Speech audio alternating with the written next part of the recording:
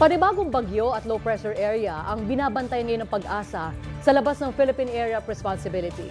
Long weekend, uulanin nga ba?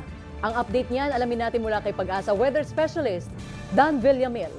Sir Dan, ano ba ang asahang lagay ng panahon lalo na ngayong long weekend?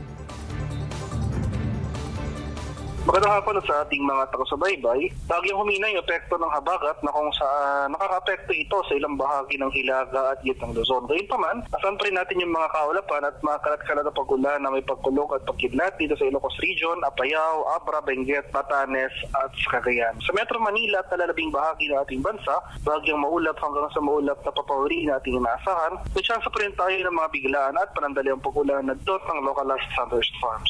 Sa kalagayan ng ating karagatan kasalukuyan, walang nakataas na gale warning pero iba yung pag-ingat pa rin sa ating mga kababayan na maglalayag sa northern and western seaboards ng Luzon dahil makakaranas pa rin tayo dyan ng katamtaman hanggang sa maalong karagatan. At sa kasalukuyan, binabantayan tayong bagyo sa labas ng ating Philippine Area of Responsibility. Huling namataan kaninang hapon sa layong 2,635 kilometers silangan ng southeastern Luzon. Posible itong tumaplis or lumapit sa northern boundary ng ating PAR at na kung saan posible itong palakasin or hatakin yung ating southwest monsoon habagat. Kaya starting Monday next week ay makakaranas na muli tayo ng mga pakulan sa malaking bahagi ng Luzon at western section ng Visayas.